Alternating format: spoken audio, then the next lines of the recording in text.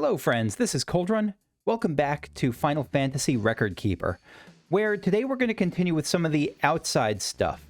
Eventually I want to get to Cloud's battle training, because I think there might be some interesting stuff there that it teaches me.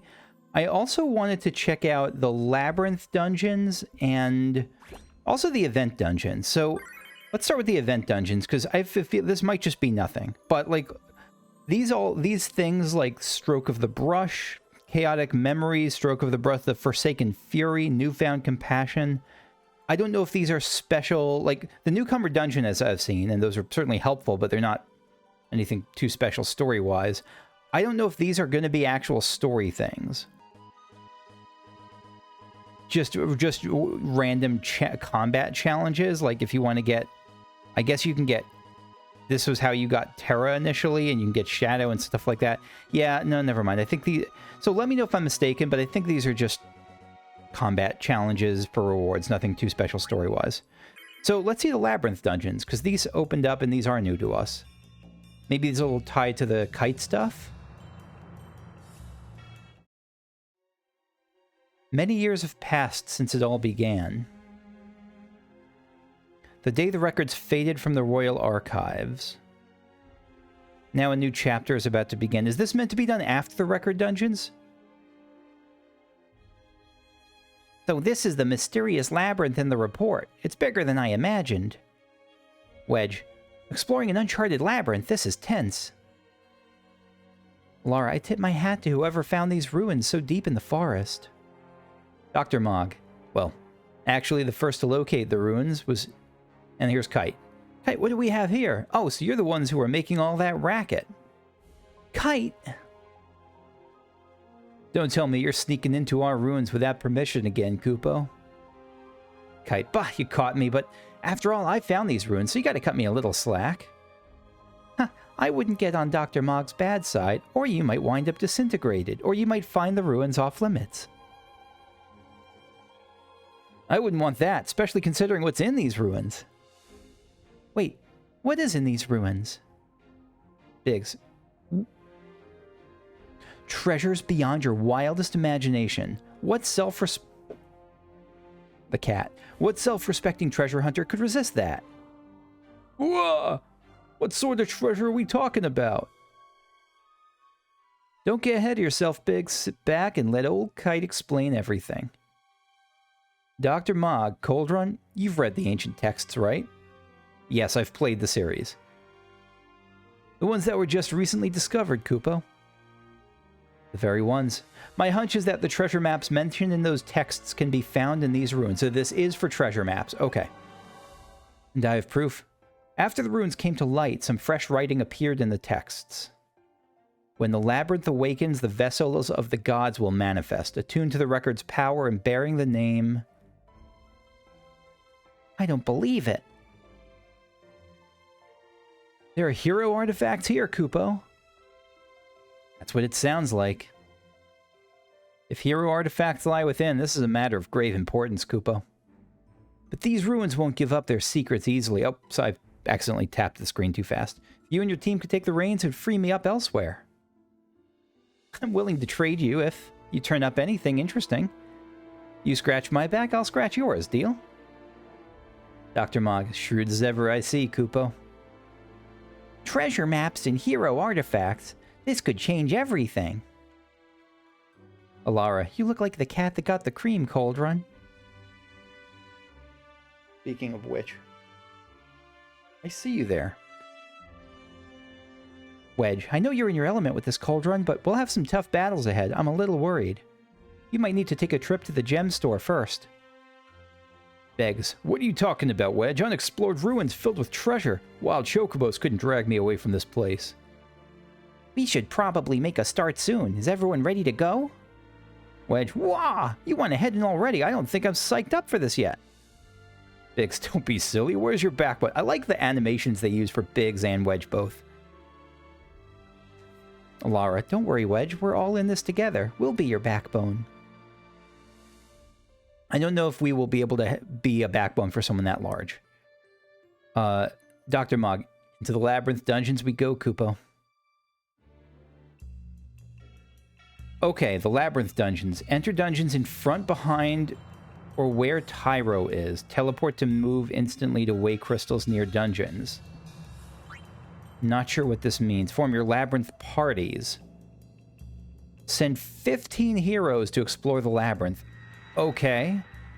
Heroes gain record fatigue as they battle. I'm getting record fatigue just reading this. If it goes above 7, they begin to grow weaker. So you have to kind of spread out the pain a little bit. Move heroes freely between your 3 parties while in the labyrinth. That's an interesting one. Choose one of 3 paintings to trigger various events. Exploration, portal. Portal to advance. Okay. Announcements. Oh, okay. Season 4. This is a seasonal thing. Very interesting. Magic keys, teleport stones, lethe tears. Labyrinth parties. Is there just a randomized one? Because I don't know. Okay, great.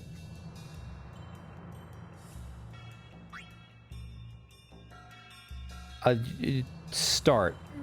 Battle setting. I guess battle settings?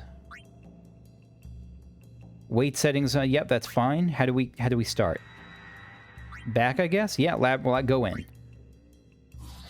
Labyrinth Dungeon. So here, we're gonna, again, this is just to see what this is. Okay, we can go into a bed. Oh no, that's a portal on a crystal floor. I thought that was a bed. Oh, enter. Sure, enter. Empty equipment slots? Yeah, sure. Yes. Labyrinth 3 beginnings. Okay.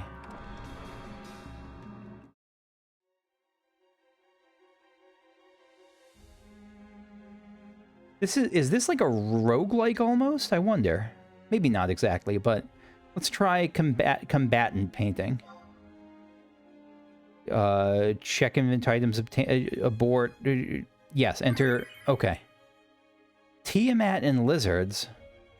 You'll face Tiamat and 2 lizards at the same time. Tiamat uses strong fire, ice, lightning, and poison attacks. Defeat all enemies to win.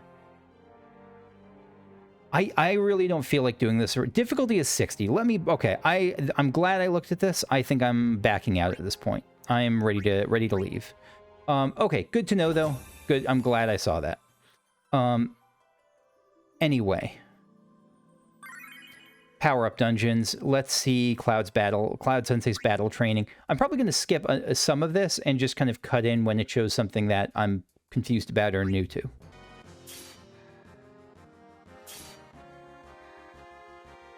Okay, now for the real test.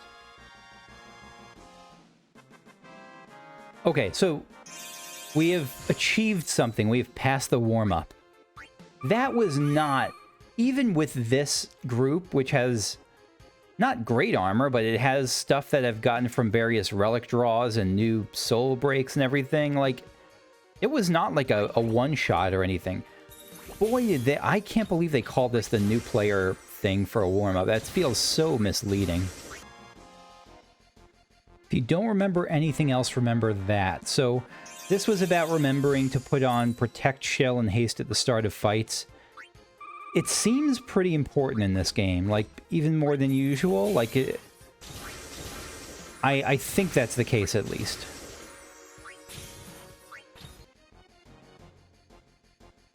Shore up your defenses against tougher opponents like me. Use Divine Veil Grimoire. Start by reducing the incoming damage. Was this different from Protect and Shell? I don't know. Some enemies have attacks that ignore defense. I've seen those. Use attacks that lower attack or magic to balance things out. Okay. Yeah, so if an enemy ignores defense, then you could still reduce incoming damage by lowering their attack. Last Stand. This is something I've seen come up as a term, but I don't know what it means, so this will be interesting.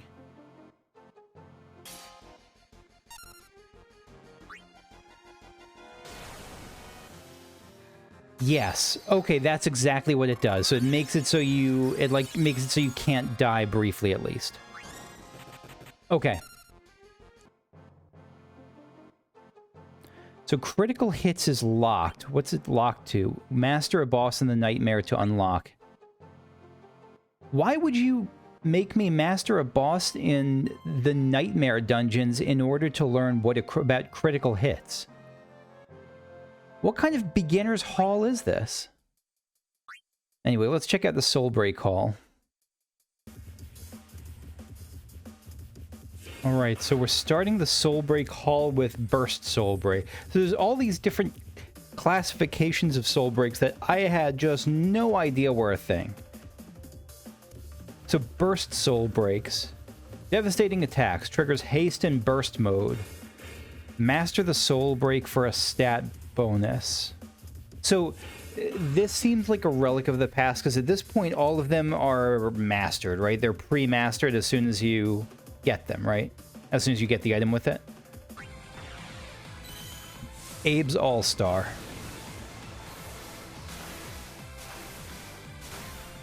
So it does a little burst of stuff, right. And let's go back to him then. So back to Locke. So now he has two abilities, Volley Shot and Spin Ball. Okay. Yep. Gotcha. Okay. This gives you Sting Power and longer battles. Yep. So one criticism, by the way, of yet another one of this weird system, of this weird tutorial, is that it's entirely too long. Like, there's no reason to have a full long fight when it could just be like test out the ability, see it a couple times in action, and then the fight ends. Like, there's no reason to just do all this damage to a target dummy with most of the characters having nothing to do with what's being taught. Giant Adamantite. So the Giant I was thinking Giant Adamantite might be a burst material, like as an example reward. Okay. Chain, Arcane Dyad, Dual. Why isn't burst showing up as one of the categories here? Is it not a type of soul break? The tutorial made me think it was a type of soul break. Element? No, that's weird. Okay. No idea. It's got to have something to do with the icon we see in these images, right? Like for Dimensional Void, this has a few of those like almost like rank symbols, and then an up arrow. Like that's got to mean something. One of these has got to indicate that it's a burst, right? Okay, Overstrike Soul Breaks. Soul Breaks that break the damage cap! Oh, those are some really good ones. Unleash an attack that can break the damage cap. Usually can go over the usual limit. May not always be possible depending on the power. Right.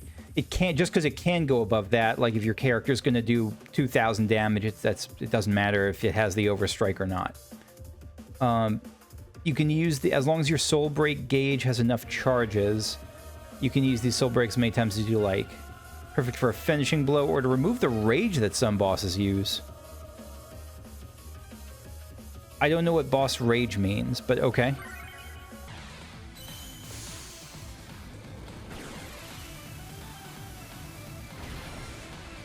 The animations in this game are just incredible. Like, for some of these limit breaks, they're really... and again, I don't know the mobile market in terms of whether that's normal, but from someone who's experienced with these types of... with not these types of games, but with, like, who's played the Final Fantasy, like, remakes, a lot of the various versions that have come out on iOS, it's just incredible to see, like, what they do with to animate some of these. Time your soul breaks carefully. Oh.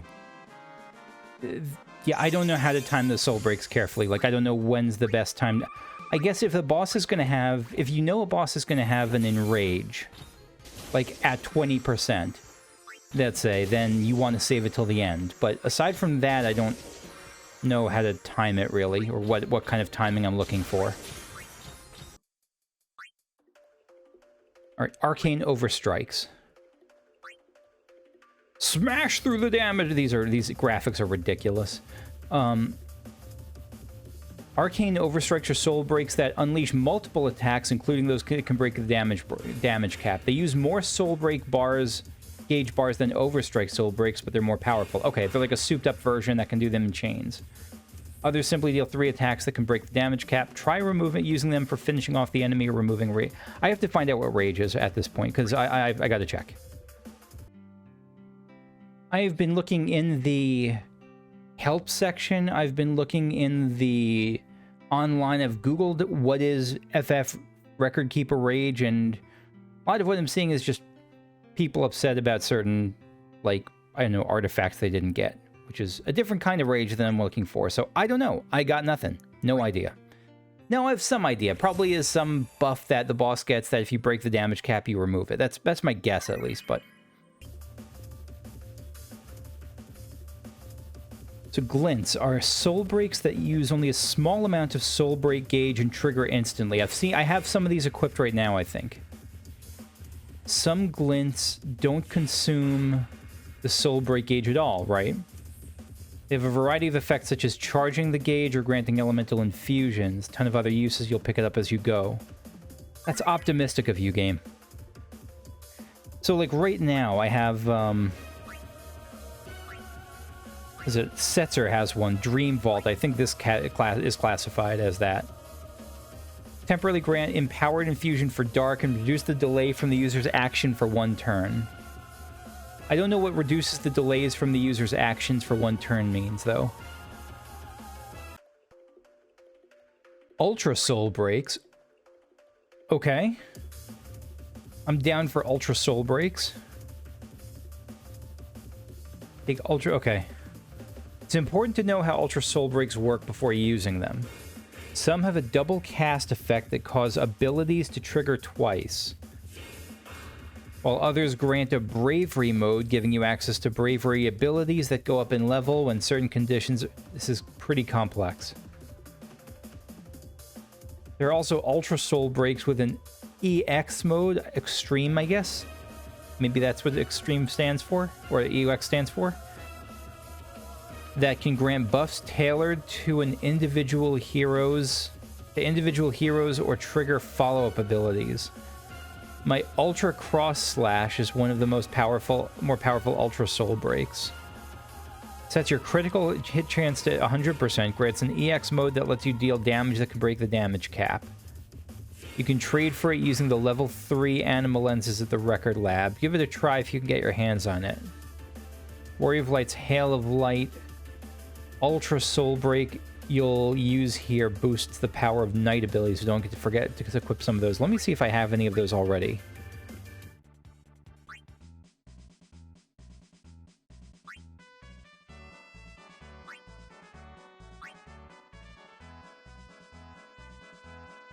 Again, this doesn't show up as a category under... There's no... I don't see Ultra Soul Break here as a thing.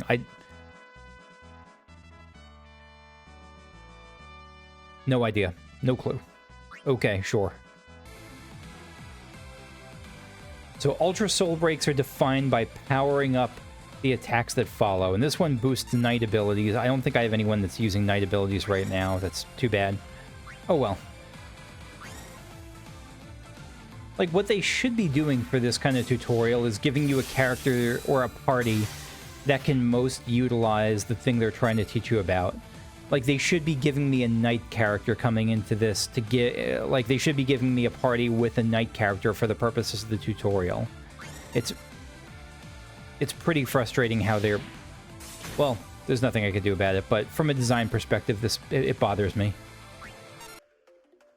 Chain Soul Breaks. Okay, this is something I definitely want to know about. I've seen this come up. I have a Noel ability that's a chain thing here. Attacks that match the chain type deal more damage and extend the chain. Alright, I've got a watery setup going. I think so? Yeah, okay. I got a watery setup going, let's go in. Use the Roaming Warrior Soul Break to activate a chain. While the chain is active, attack with water abilities. The longer you keep the chain going, the more damage you'll do. Okay, so we'll try this. We're starting with that. And then let's wait till it goes off. So hype and water. Okay. So this is like a Riku ability. I think that's Riku. All right, reflecting pool. So it tells you which abilities will keep the chain going. Oh, I don't have anything with you. My bad with Realm. I meant to equip Leviathan.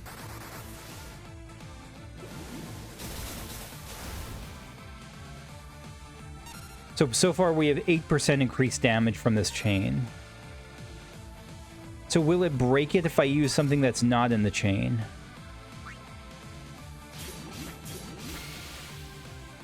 Keeps going up.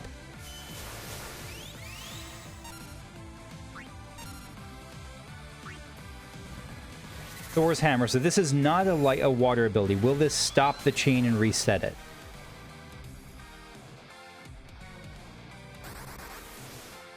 No, it won't. Okay. So you can still use other stuff. Gotcha. And now it's up to 20% for each hit. And so chains are really good if you're set geared and your party is geared in a really particular way. This was really helpful. Okay.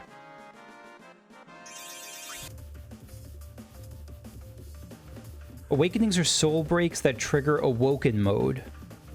Awoken Mode grants unlimited use of certain abilities and often causes abilities to trigger an additional time when used. Alright, so Bartz is going to use this ability. We'll see what happens.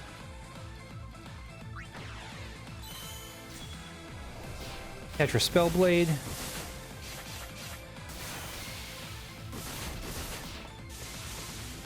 So friggin' cool. It really is. Just going through the different elemental attacks. And now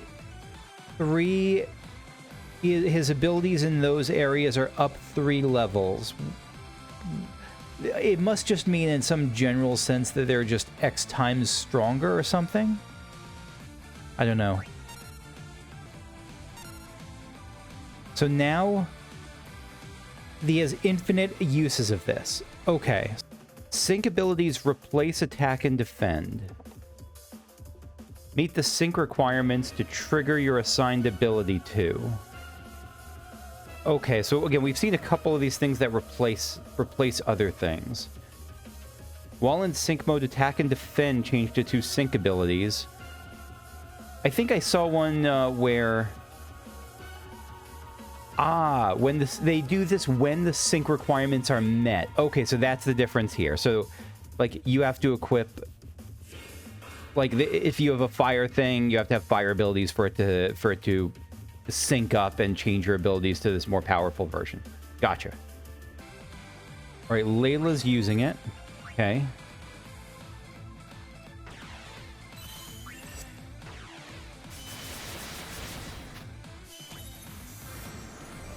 I just never get over how... Oh, and of course he uses the Phoenix. That makes sense. I'd forgotten why Locke was tied to the Phoenix until just now because of the well, I forgot her name, but I remember now. So let me switch back to her then. Wait for her to charge up. There we go. All right, so now because I had 2 fire abilities, and it shows them like in the timeout chair in the top right of each ability. So now I have access to those 2, Hunter's Grid and Hunter's Edge, or whatever they are. Okay. What kind of abilities? Yeah, just big ol' fire chunks of damage. Oh, and both trigger. Is that true that both trigger then? So now if is it like infinite, or I mean probably for a short time, but... So if I use Hunter's Edge, will Hunter's Grid also fire off?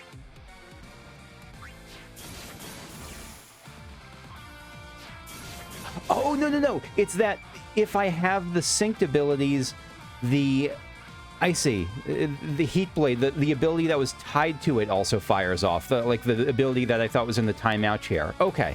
Gotcha. Very cool. Limit breaks. I thought limit breaks were just soul breaks in this game. So limit breaks are an actual thing in this game. That's some. Oh no, I've seen this before. Limit breaks. So I've seen like some of the Final Fantasy 14 and 11 characters have this because those games have that special like shared group limit break bar, and so I've seen those games use it, or characters from those games use it here. Like I think Prishy has one and someone else. Limit breaks use the limit break gauge, including glints, overstrikes, limit break guardian. Okay.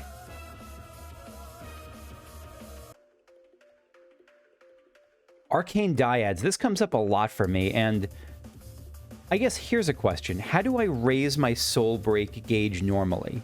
Is it just attacks and abilities each raise it by a little bit? Like maybe the more damage you do or the more impactful an ability is? Like if I cure really big, that moves the soul break gauge a lot? Anyway, Arcane Dyads. While a hero has Arcane Dyad empowered, fulfill the requirements to boost the second soul break trigger. Right, so it sets up like almost like a mini quest for you. So the first use can produce a range of effects that don't consume the soul break gauge, such as elemental infusions, cap break level, and elemental attack level. What's the difference between elemental attack level and elemental infusions? I don't know.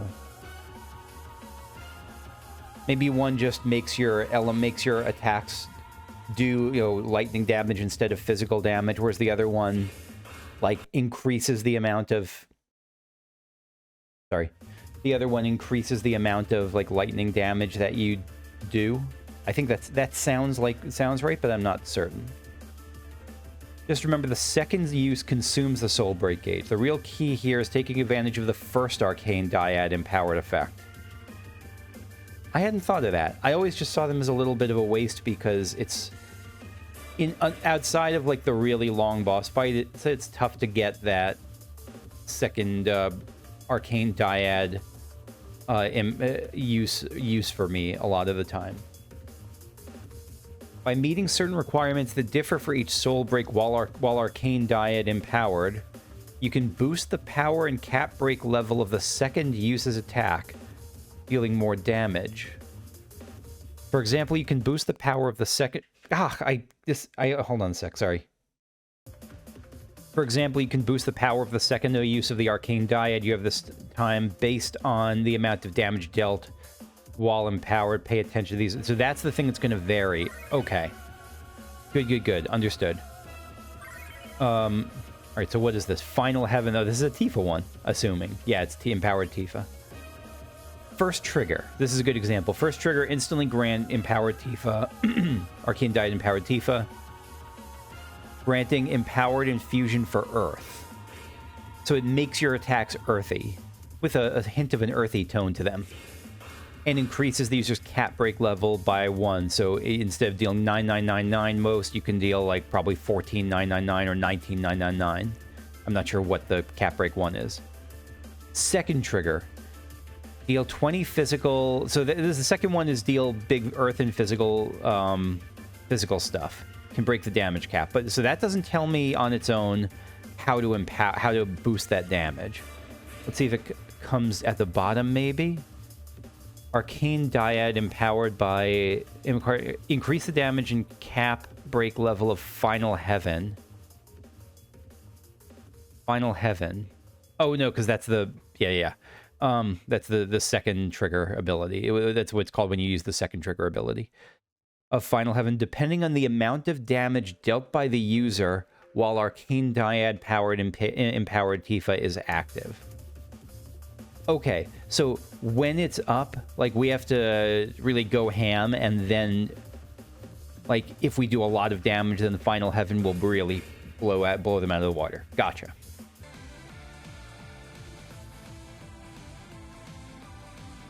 Okay, so for this fight, first use grants a range buff, second unleashes a series of attacks, right. So we'll start with Layla. So I have 2 uses of this. Let's try... The first one will grant us stuff. Okay, now I'm just going to attack with Layla a bunch and skip everyone else. So I've attacked, I mean, not much, but I've attacked a little bit with Layla, so assume that I've attacked a bunch, and now let's say I use it the second time.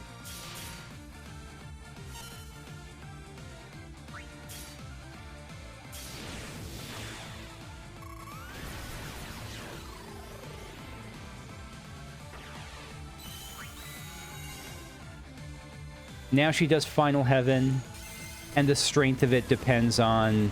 Like, if I had been really going ham with her, like, that would have done even more. Okay, understood. Very cool. Arcane Dyads are good in longer fights, then. Next is Dual Awakening. So, I mean, just it sounds a little bit Arcane Dyad-ish from the sound of it, just the whole 2 thing. Dual Awaken Mode 1. Temporarily empower your hero to end certain abilities. Dual Awaken Mode 2, unleash new powers distinct from Mode 1. So, Mode 1 does a thing, just like the Dyad one, but Mode 2, instead of doing a big burst, it gives you new abilities to use. Some powerful combinations include soul breaks that cause abilities to trigger an additional 2 times in Mode 1, and increase the cap break level by 2 in Mode 2. Okay, so it might... Yeah, it might. So they could just power up your abilities by different methods in different ways. It's often better to continue fighting in Mode 1 instead of using Dual Shift to switch to Mode 2. So Mode 2 isn't necessarily better, it's just different. Few points to keep in mind. The more actions you take in Mode 1, the fewer turns you can remain in Mode 2. But there are some exceptions. The number at the top right of the Soul Break icon shows how many turns Mode 2 will last.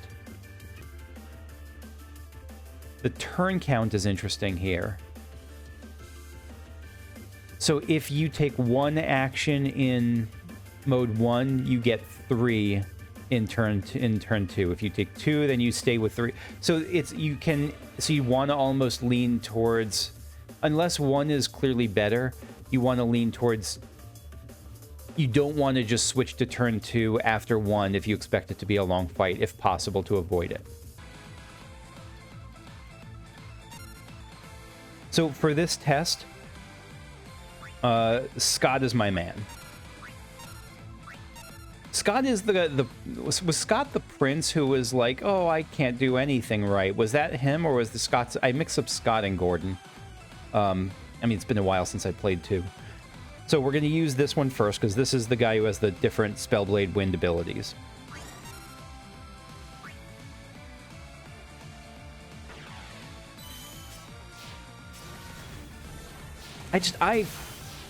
I love everything the art team in this game has done with the various soul breaks and the bow. Yeah, just so cool. Okay, so now he's empowered. He's infused. He's in that mode. Let me actually get haste up. All right, so we'll swap back to you. So now you can use these abilities. If I use this, and I see that counter now.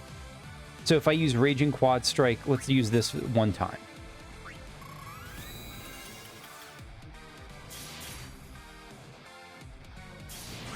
One, 2, 3, but then it triggers again. It should trigger a 3rd time. Yep, and then you get the follow-up. Dual Spellblade Whirlwind. Understood. And so when it goes back to him, he should still have 3 abilities ready to trigger of Mode 2.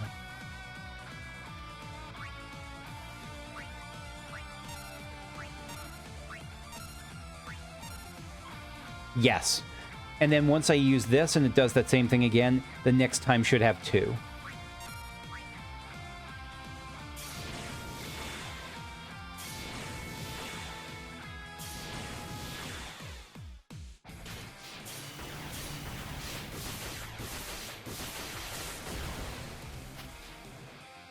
Oh, but shoot, Cloud's getting impatient, right? Because this isn't just a target dummy fight. You just...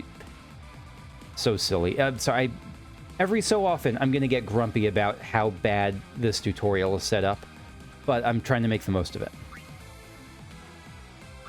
Hero drink, yeah, I don't want the hero drink, I just want to test the abilities. So now he should have 2 left. Yes, okay, good. So now we switch to Mode 2.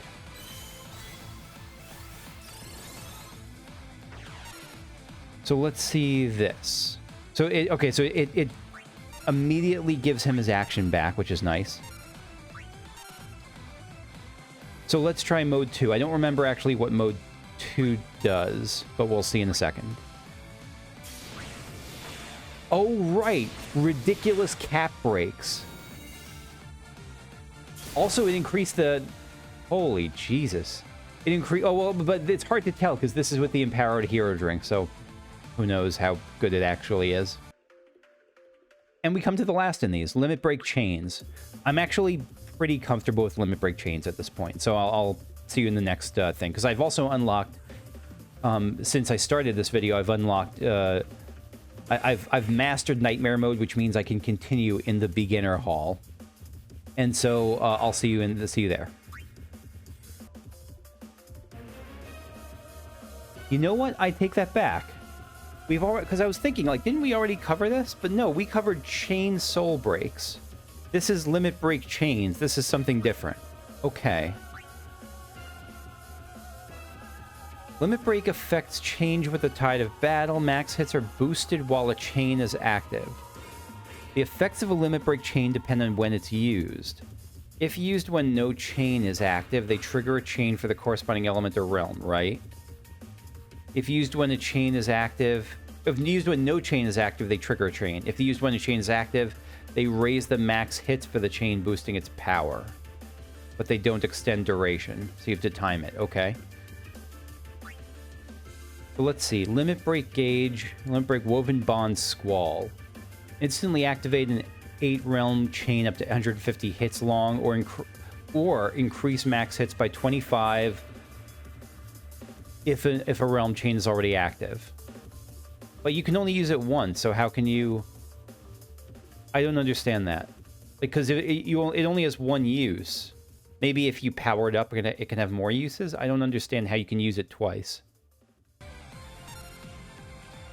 The Squall is going to activate... No, Squall isn't going to activate it. I guess it takes a while to do this. Okay.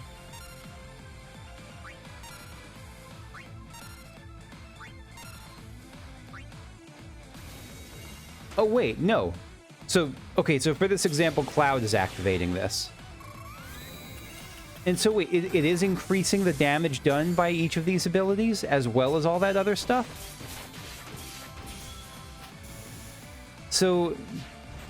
that confuses me. I don't understand this ability at all. I don't understand what actually triggers it in the real fight. I get that this is saying that all these... So, like, I want to use abilities that hit multiple times when the chain is active. Because, like, that should increase it by 4. Wholly the same thing. Chain Blizzaga, like, those are the ones that will really make the most use of it. But I don't understand what actually kicks this off.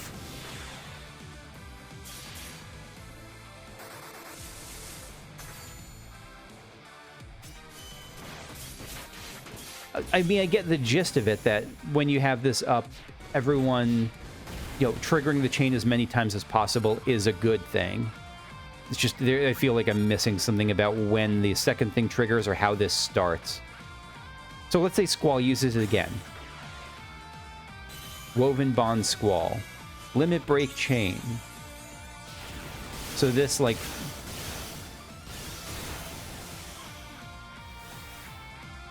And so now the chain is broken. No, the chain keeps going. Clever use of Limit Break Chains will push your damage higher.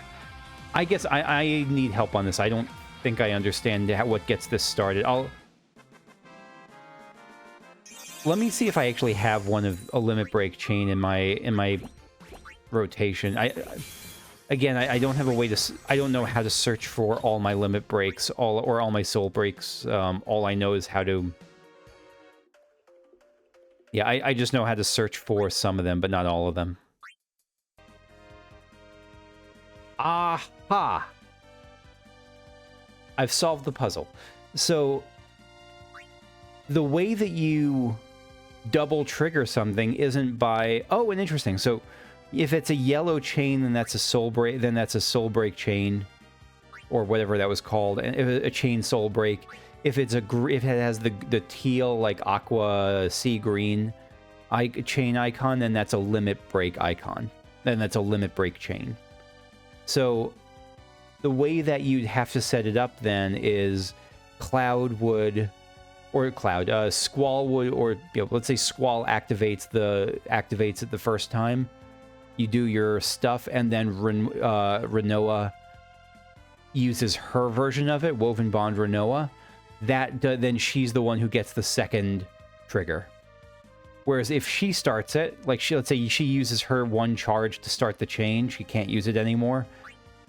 You could just take advantage of the chain, but if you also have Squall using his version, then like they would combine, like then he would get, like he would be the one to trigger his version of the burst. Gotcha.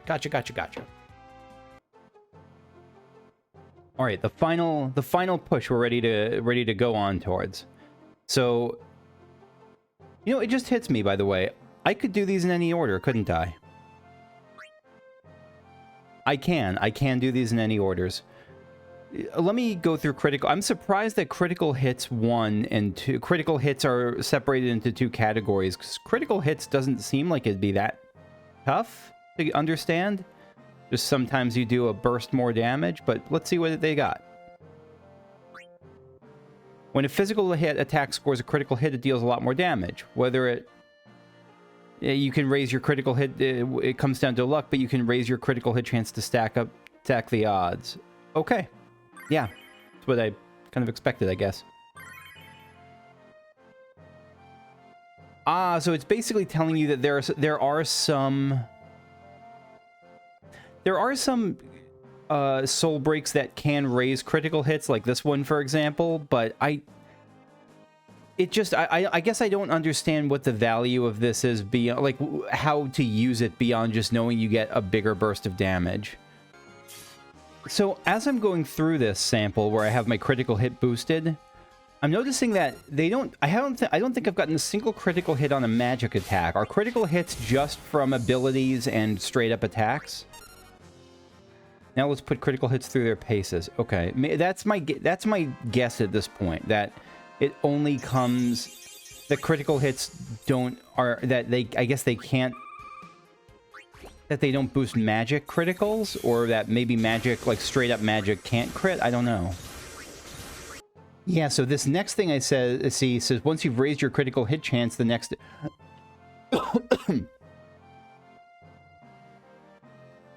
so the next thing I see shows that you can increase, once you've raised your critical hit chance, the next step is to increase critical hit damage. That'll boost the physical damage you deal even more. So are abilities that I have that are like lightning drive, for instance. This is lightning, I assume, but is this deal 4 jump lightning attacks to one enemy? Does this mean that it deals, because this got boosted by critical hits, is this physical lightning damage? Because I thought sometimes it shows in the description that it is physical lightning, or physical, deal physical ice damage or something like that. I guess most of these abilities, unless they're called black magic, are physical in some way. That's my understanding of it right now, but please let me know if I'm mistaken.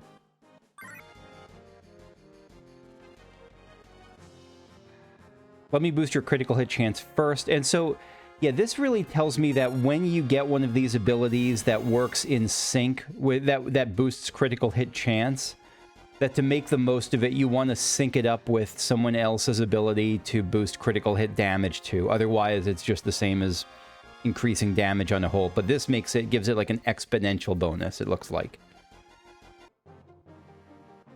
So next, let's look at elemental infusions, because this is another thing I might sort of get the gist of it, but I really don't understand it. Empowered infusion stacks up to 3 times. Okay. Because I've heard about, like, it boosts your holy infusion level up 1 level, so that's what it means. So it can go up to rank 3. You deal more damage. So when you're granted an elemental infusion, you deal more damage using abilities and soul breaks of the element you're infused with. Aha!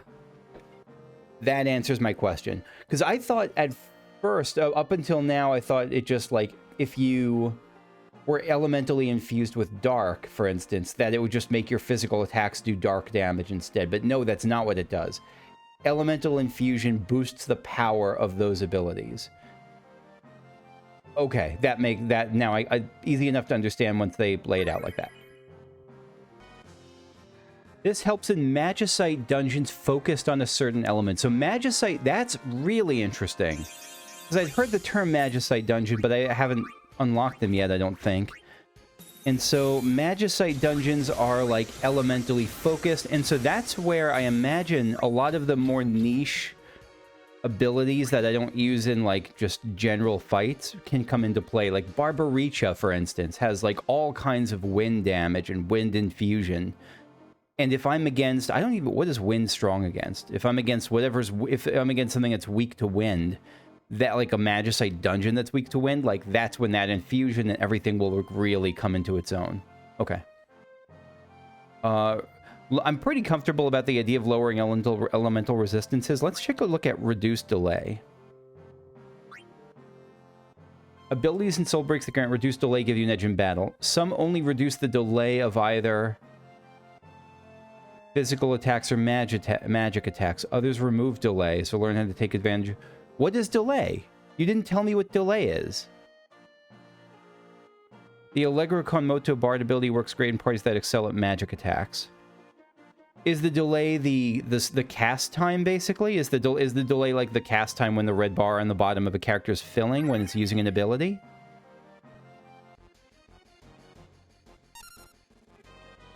Next, we need to talk about delay reduction. Reduced delay makes battle go much smoother. Thanks. Thanks, Cloud.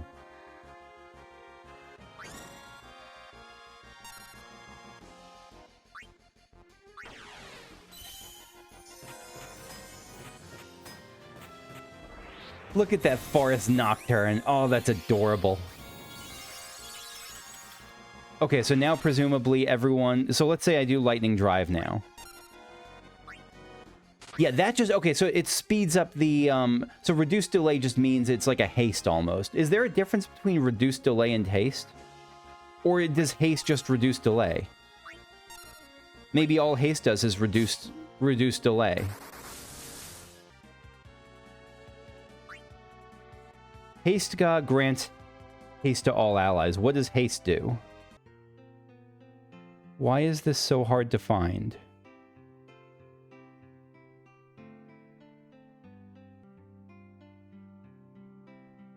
I ended up just looking it up on... I'm looking at the Final Fantasy wiki right now. Because I can't find this in game. So haste in Record Keeper halves the time needed for the ATB gauge to fill. Okay. So haste reduces the time used by the ATB gauge, whereas delay reduction reduces the cast time once you've already picked an ability. Gotcha. Understood.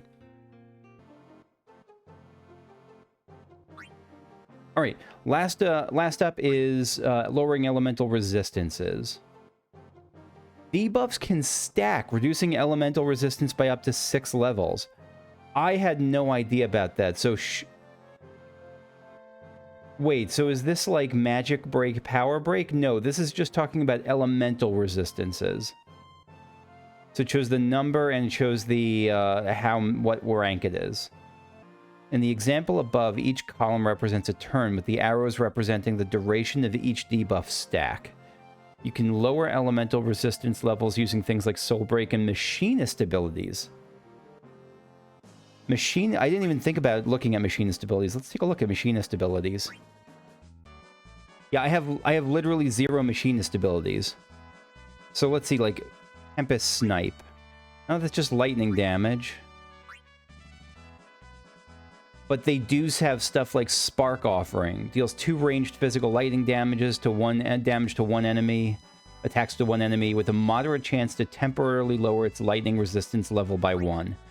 So these are really good support things. Here's a question. If I rank this up, can it reduce the level by more than 1? Or does rank up just increase the number of uses an ability has? So that was pretty straightforward. No worries there from me. And that's the last of the battle system. The last of the beginner's hall. Now, I have unlocked a bunch of other stuff, but I don't really want to spend time on camera with it, I guess. Like, I don't know, like, I've unlocked the Cardia dungeons. I've unlocked... I haven't gone into them, but I don't know. Maybe eventually at some point I'll take a break from the record dungeons and try them on camera, but for the moment, I think next time I'm just going to go back into the record dungeons and keep going through there as kind of the meat of what I do here. So thanks for watching. See you all later. Bye-bye.